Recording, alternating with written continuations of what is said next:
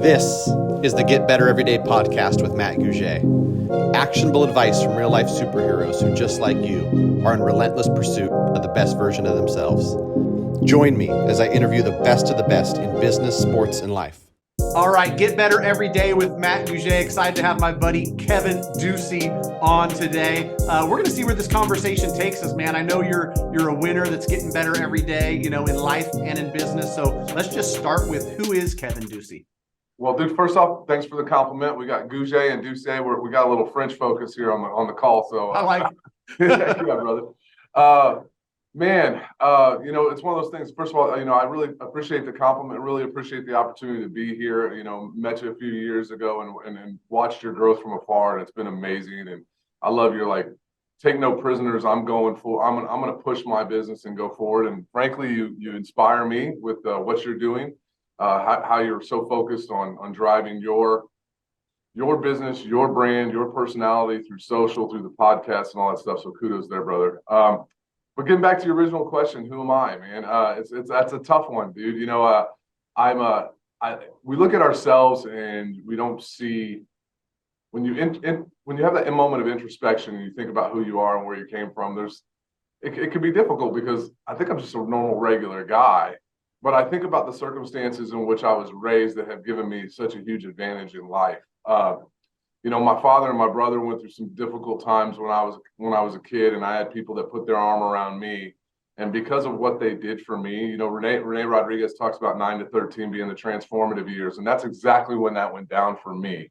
And it was some really tough times where it could have went astray, but I had people that looked out for me. And Renee talks about trying to honor or heal that past. I want to honor that past by helping as many people as I can.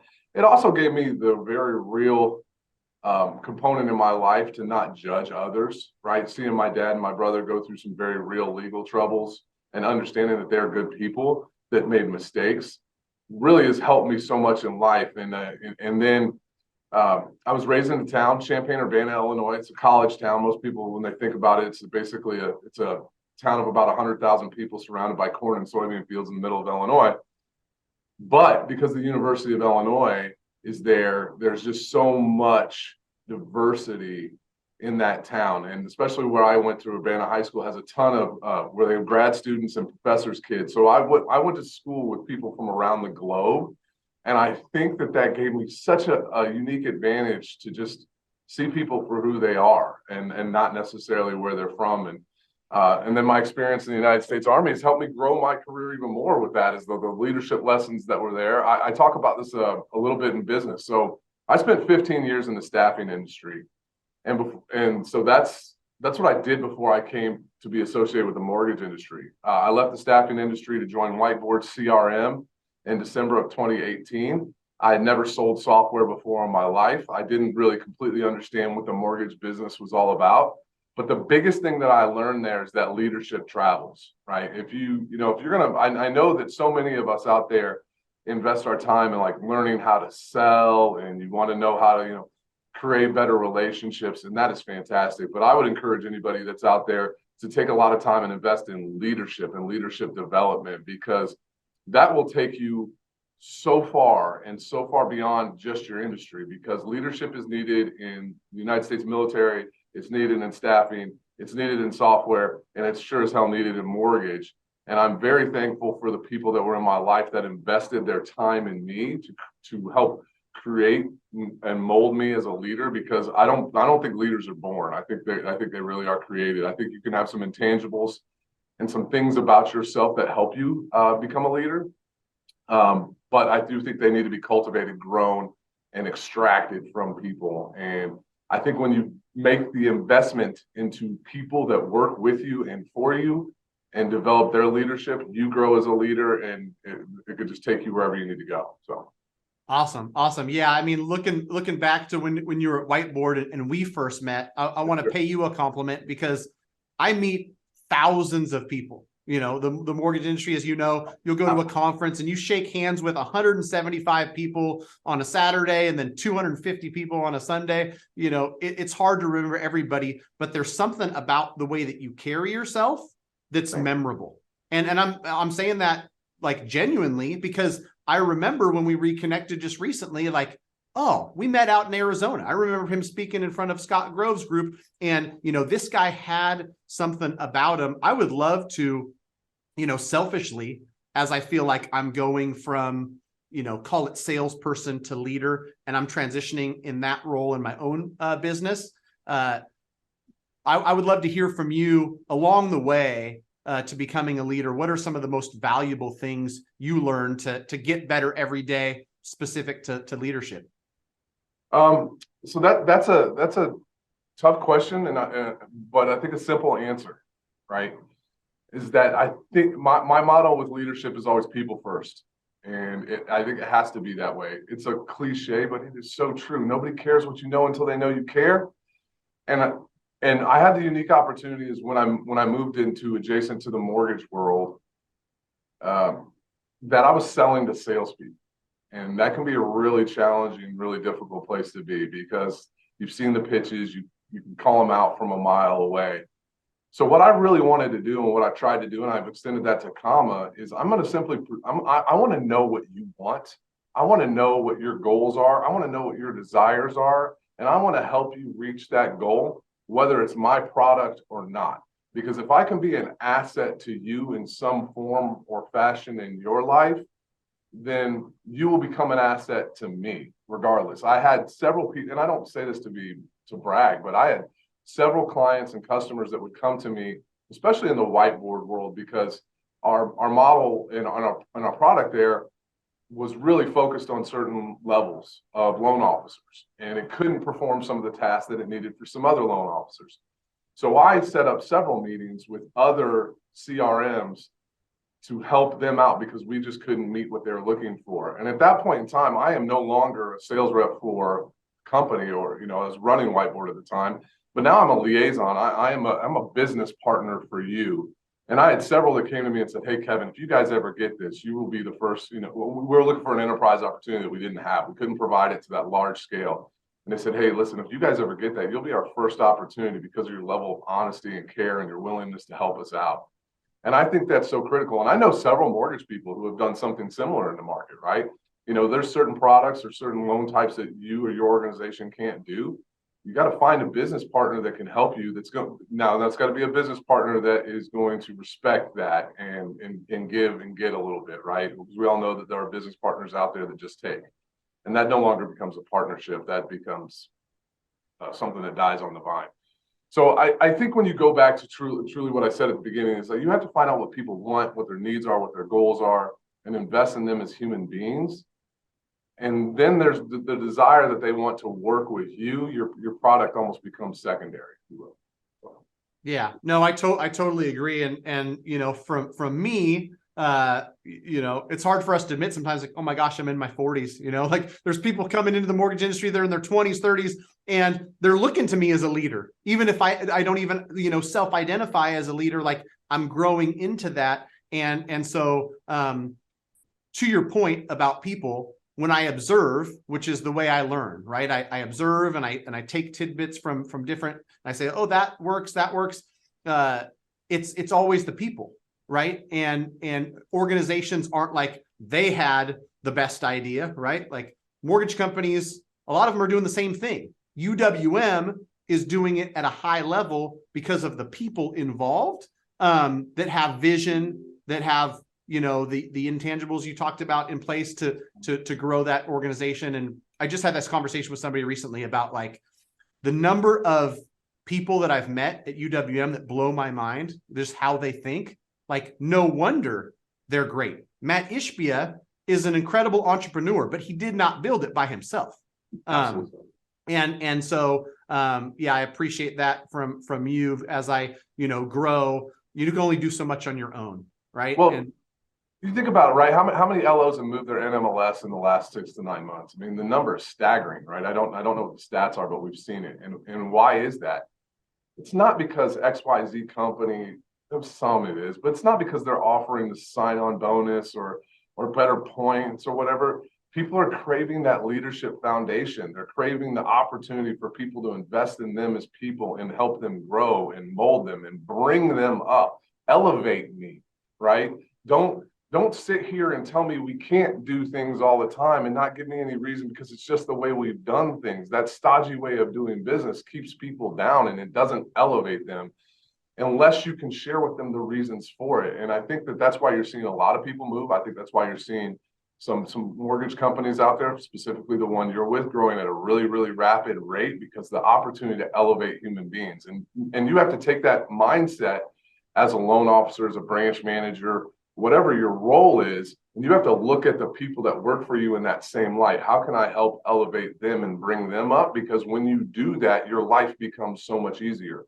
It was an aha moment for me, and I was so lucky and so blessed. I was like 25 years old. I was a branch manager at a staffing company. I was making more money than I ever thought I would at 25. You know, I didn't finish college, and here I was growing in this business. And I had a gal that worked for me, Kathy Steidner. And I remember my district manager asked me for a file, and I went in the file cabinet and started looking for it and grabbed it to find it. And I noticed the file cabinet was a lot more organized than the way I had it, because that's not a strength of mine. And I'm looking for it, and Kathy turns over to me and she goes, "What are you doing?" I said, "I'm looking for a file." And she goes, "You're looking for a file in my file cabinet?" I said, "Excuse me?" She goes, "Oh yeah, this in here, this is mine. I run this." She goes, "Your business is out there to go talk to customers and bring us more business in." And I was lucky enough that I had enough that I didn't bruise my ego one bit, because first of all, I didn't want to do that filing. I gave her a hug, and our business just took off, because I'm so thankful for her that she was a grown woman that just basically told me what I needed to hear, and she helped me grow more than I ever could have thought. And then you have to look back, like, I probably did something, I don't know what it was at the time, that allowed her the freedom to speak to me that way. I had invested enough in her as a human being and cared about the person enough that she knew that I wasn't going to get mad, because I was her boss. And I think about that, and where we're at is I didn't want to do the filing. I wanted to be out selling. I wanted to be out meeting customers, because that's where I'm at my best. And she's at her best in there with a very systemized, organized file cabinet. And we like file cabinets, showing how old I am. Like, we're actually pulling out paper applications, right? You know? That Dropbox? Is that Dropbox in the Oh gosh, we had tons of files, man. It was fun. Yeah, you know what's funny is something you talked about really resonated with me. Being, you know, in a position to take that feedback is one thing. Giving off the aura or whatever you're doing so that people are comfortable with giving it to you. Right. Literally something that I worked on. You know, we had a summit for you mortgage, and as a leader, which I think I'm a leader in training, is kind of how I view myself right now. There's some things that I know I need to do better, and I try to be really self-aware. One of them is in getting really honest feedback. You can't just ask for it. You have to have a culture where everybody is comfortable and safe giving it. And I realized, we literally went through this exercise, a bunch of us at U Mortgage, just unloading on executive leadership. This makes me feel scared. This makes me feel sad. And Renee was pulling some of that stuff out of us. But being really honest, and executive leadership has set up a structure where we know they want it for good reason. They want it because they want to grow and get better and whatnot. And then I looked at my own, you know, business in Sacramento and my small team, and I thought to myself, have I really truly made everybody on the team feel safe with bringing me, you know, constructive but honest and not always easy to hear feedback? I think that I could do a better job at that, right? And so I'd love to hear your thoughts on leadership and the ability to not only take constructive criticism and feedback, but create an environment where that's like encouraged. Yeah, that's phenomenal. And I think back to one of the favorite leaders, my personal favorite leader of mine that helped develop that and coach me and mentored me through that, is a guy by the name of Jay Reed. He's running a staffing company now in South Bend, and I owe a lot to that man. But he provided me with a bunch of Patrick Lencioni books. So 5 Dysfunctions of a Team, The Ideal Team Player. There's a bunch of them. The Advantage. He simply wrote the 6 working styles. I mean, Lencioni wrote a ton of books. They're in Fables. I encourage anybody to read them if you want to learn how to like better be a leader for your team. But as we were getting through this, Jay talked to me a lot about vulnerability. And he says, people connect with that, right? You think about somebody that you put on a pedestal and you don't see any flaws, automatically that person comes with like fear, right? And that's what's keeping people from sharing their concerns or issues that they have with you, is the fear. Because automatically, when you're in a leadership role, you come with title authority, and that's fine. But what you really want to lead with is moral authority, because when you have title authority and moral authority, people will follow you wherever you need to go. And so I was having a challenge, and I was talking to Jay about it. I'd moved into a district manager role, regional manager role in the staffing business, and I'd just taken over Oklahoma, Arkansas, Kansas, little piece of Texas, and I was getting my team together.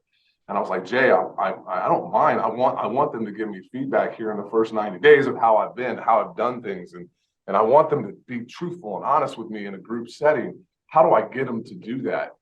And he coached me up. He said, well, who do you have a good relationship with now that you can do that? And I had a guy by the name of Doug Lewis. And so he's like, well, put it out there. Like, hey, guys, this is an opportunity for you to give me feedback. What am I doing? Team, how am I doing? Tell me what I need to improve on. Tell me what I need to work on. And prep Doug that if anybody doesn't give you feedback within, first minute or so, tell Doug beforehand that you need him to chime in. And when Doug chimes in and gives you feedback, and trust me, Doug has feedback on what I need to improve. He told me several times already, and that's why we had already created a good working relationship. He goes, when he does that, thank him for it. Like, applaud him for it. Elevate him for bringing stuff about you to the table. Because first of all, it can't be phony. So you have to appreciate the feedback. But feedback, I know this is corny, is a gift, right? I can't get better if I don't know what I did wrong, right?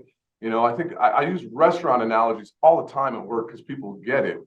If a restaurant brings you a steak and it's not cooked the way you want it, and you just eat it and you don't give them the opportunity to fix it, you're going to walk away there with a not so great impression of the restaurant. But if you simply tell them, hey, you overcooked my steak, and they bring you another steak back cooked correctly with a gift card to come back the next time, you'll tell everybody about it. And that's kind of like that opportunity that you get. And so we did it, and I was lucky enough that we stuck around for a minute, and Doug hammered me with one. Actually, hit me pretty hard, harder than I expected. And I kind of took a step back and I said, man, I told him frankly, like, leaders are making mistakes every day that they're just completely unaware of.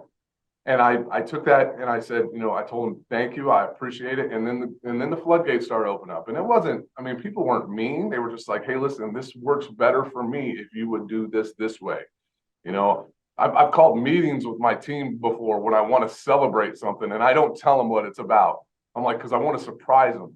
And I remember I did this at Whiteboard, and Levi Lawson, like, we got done with the meeting, and I'm like, so what's everybody think? And Levi's like, dude, you scared the crap out of us for 72 hours wondering what the heck this meeting was about. Next time, can you just say a celebration or high fives or something about what the meeting is about? Because he automatically went to the negative, and I caused him this anxiety for 72 hours. And I told him, Frank, thank you for telling me, and I'm so sorry. I will never do it again. But I'm just thinking, like, I'm much more a carrot guy than a stick, and I'm thinking, hey, they want to be around. No, people they're gonna come to their own conclusions on things. So right, yeah. You don't know what you don't know, and I think it translates in business, in personal life, and I'd love to hear from you too, because whether it's coaching my kids basketball, whether it's my household, my wife and my kiddos, or business, like, leadership is a skill that is useful. And the same thing applies to, like,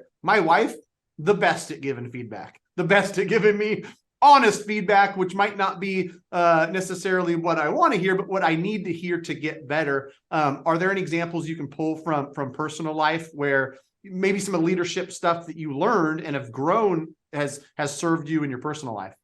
Well, I think about that. It's hard. It's really hard because, when you come into a work environment, office environment, whatever, when you're in your professional environment, you put that hat on. And far too often in my life, I've dropped that hat and just went home and been dad and husband, right? And I've be honest with you, I've failed miserably at doing appropriate leadership techniques at home. But as I get older, I think I'm getting better at it. Like, I am not a yeller at work. Like, that is not part of who I am. I don't believe it's effective in the workplace. I mean, you can go look up what fight or flight and the cortisol does to people's brains. It's the alligator brain. It shuts down. They stop thinking with any kind of like real thought. And so that's never healthy in the business place.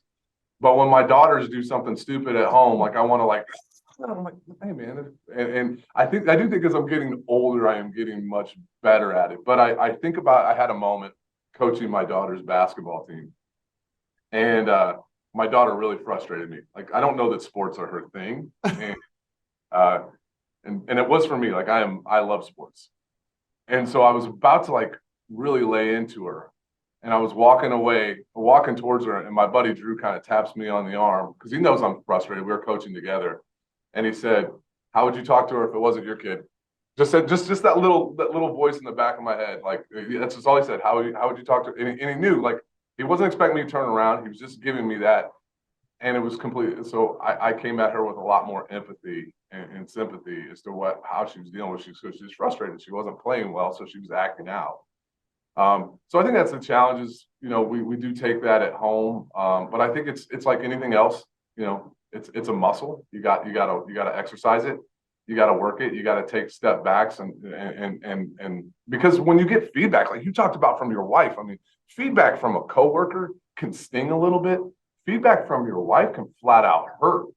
And anger is a secondary emotion, right? It is not a primary emotion. It's because you're hurt, frustrated, confused. I mean, there's all these things that happen that generates anger. Anger is not the initial response. And when it comes from somebody you love, that can be an initial way that you want to move into that. And so you just got to kind of continually try to work that muscle a little bit when you hear it and kind of go back, put that work leadership hat on and say, okay, what is she trying to tell me here? What are they trying to tell me here that I'm not doing well and I can improve on? And a friend of mine, Tristan Sherrill, he talks about this with his kids. Tristan's a phenomenal LO in Dallas. I love him to death. But he's taught me a lot about being a dad. And he said well, he asked his kids, and I think my kids need to be just a little bit older. My 9-year-old might be able to hear it, but he would say at the end of the day, is there anything I need to apologize for? And I thought, man, he had 2 questions. What did you do today that you failed at? And is there anything that I need to apologize for? And the apologize for is something we could definitely, but both those questions we could probably take to work, right? The apologize for opens the door for your vulnerability, for your coworkers, for your children, for anybody to tell you what you did wrong. You created that opportunity for them. And then what did you fail at today? It gives the opportunity, like, because we all know, like, if you don't try, if you don't put yourself, you're only gonna fail if you put yourself out there. And I want my children and I want my employees to go work and try something that they fail at. And we should encourage that, right?